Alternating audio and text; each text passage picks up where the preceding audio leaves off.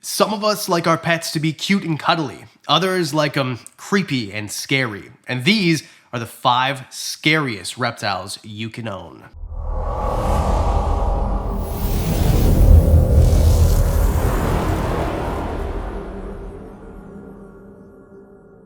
Happy Halloween! I wanted to put together a list of some scary looking reptiles that you can actually have as a pet.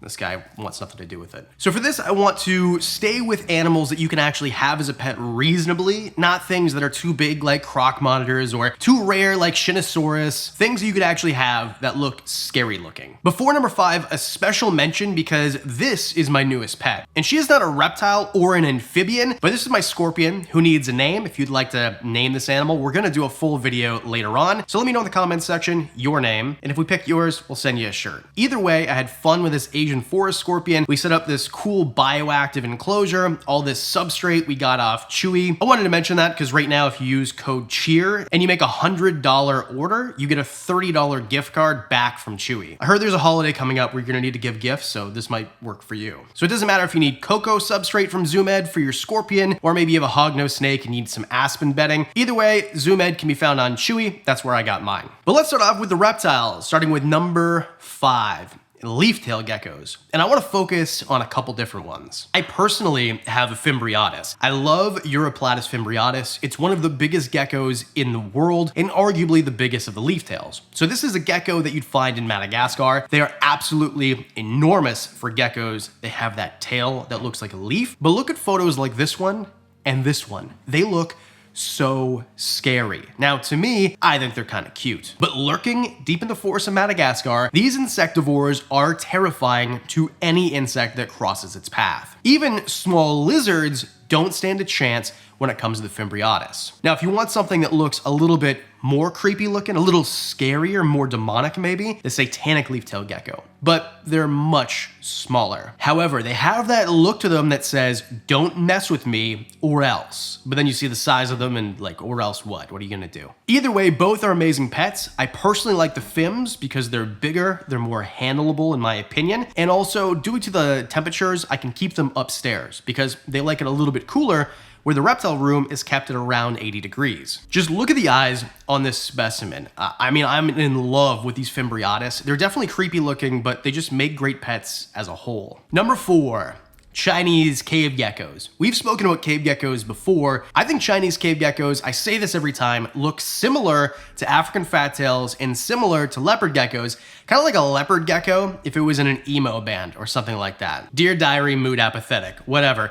Either way, these look like an animal you'd find in creepy basements, like mine, or creepy, moist, low-temp caves. That's exactly where you'd find them. Sometimes on the outside of the caves, climbing up rock walls. They've got very strong hands and feet, or feetsies, I think is the scientific term. Either way, these animals aren't like any of the others that resemble them. They're not like leopard geckos and African fat tails in that they like it a little bit warmer and you're gonna see them out. Most of the time, cave geckos are one of those animals that you will tolerate your handling, but they don't like it as much as a leopard gecko. But if you're one of those people that wants to do like a Halloween theme or dark themed cave, this is the perfect animal for you. If you're one of those people who loves tarantulas, for example, and all the themes of rock and dark and skulls and things like that, I've been watching some Tarantula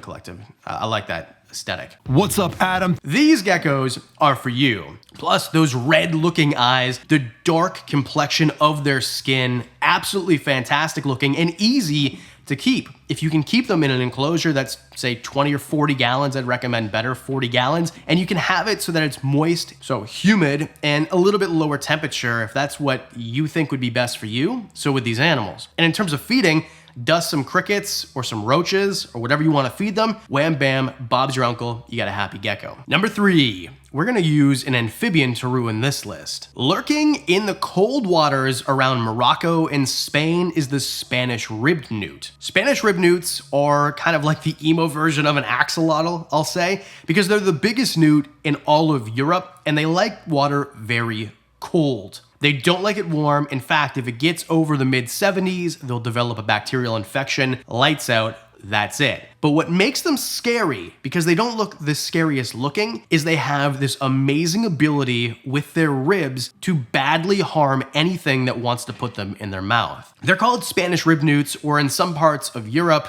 sharp ribnoots. And the reason is, although they are fully aquatic, they're gonna have animals that are gonna try to eat them. They are a prey item. However, they can break their ribs through their skin and use them as spikes. It's very metal. To thwart off attackers and stab them in their throats and their mouths, oftentimes getting them to be spat back out. And they can heal their skin, much like other newt species who can heal limbs and things like that. Spanish ribnoots are the same. And if you go ahead and put some earthworms inside or bloodworms inside of their enclosure, they are going to devour them. They look terrifying if you look at them up close, but otherwise they're kind of cute. If newts aren't for you and you're more of a lizard person, there is definitely one that fits the description. Isn't he terrifying?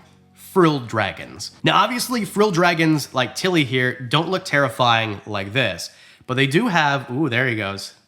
They can, whoop. When they get provoked, when they get scared or they're trying to scare off a predator, they can make their frill look like this. So although if you have one in captivity as a pet, they're mostly gonna look like this, where they kind of look adorable and derpy and cute because they are. If you scare them, if say you go in at night and you turn on the lights and you're there and they're not expecting you, they will open their mouth and they have 4 fangs or canine teeth, let's say, and their frill will go frilly and their body will puff up, and this species is going to look very scary, kind of like a dragon or like a dinosaur in Jurassic Park.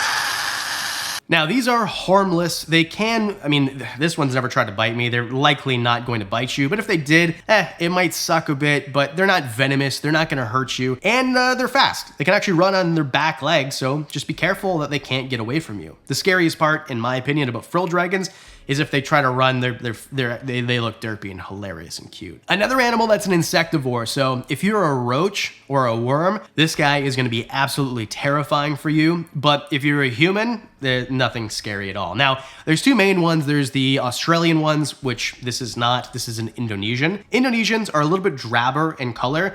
They're not gonna have that red under their chin and on their frill, and they're gonna be smaller. Australians are bigger. They are more apt to be on the ground than the Indonesians, although they are both arboreal lizards, or at least semi-arboreal lizards. But these are a smaller animal. They look a little bit more drab. They're cheaper to find, and they're easier to find, and that doesn't really make them worse, in my opinion. I love Tilly the Frilly. Super chill. He was actually sold to me as a girl, but it's a boy. He just chills most of the day. And then when I put insects in there, he goes absolutely wild. Not the smartest creatures in the world. You can see him here trying to climb a wall that is not actually made of wood, but he's super cute. I love this guy, and they do look absolutely terrifying when they frill up. And I can't say enough good things about the frilled dragon. I mean, who doesn't want one of these? Number 1.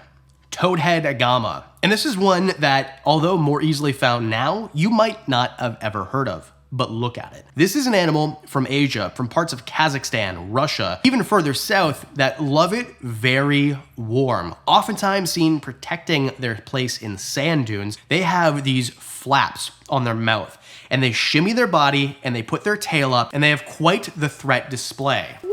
Tilly there just ran off and wanted nothing to do with me, so we'll put her back. Him back. Still call her her. Toadhead Agaamas will do this wiggle with their body and kind of put themselves into the sand, but that flap on their mouth is acting in very much the same way as a frilled dragon to make them look bigger. Big swaths of color. Color, usually in nature, especially dark reds like that, mean I'm scary, maybe I'm venomous, I'm going to hurt you, stay away from me. And obviously these look like little critters from a different world. They look a little bit alien. They are insectivores, and you need to keep them really warm. So if you have an enclosure, I would recommend one that is lower and longer because they are a terrestrial animal. You'll need basking spots, believe it or not, between 120 and 140 degrees Fahrenheit. This is an animal that likes it hot. You need a strong UVB, and you can use a sand mixture. Of course, do your research before you get one. It's more of a specialty species just simply because there's not that many of them, or not as many as, say, a leopard gecko or a bearded dragon that all of us have known how to keep for years and years. But when they look like this, is there anything more terrifying? Let me know in the comments section the craziest, scariest looking lizard that you've ever seen, and while you're down there, hit the subscribe button. I can't wait to do more content about the scorpion and a bunch of other animals you haven't seen yet. And the Patreon crew, you guys get discounts on the merch, like this Bitey Boys shirt right here, perfect for Halloween. Special discounts, videos early, extra videos, and one-on-one so we can talk about whatever you want on Zoom or FaceTime. All that for as little as $1 a month, and that's it. I do videos Mondays and Thursdays, so I'll see you in the next one.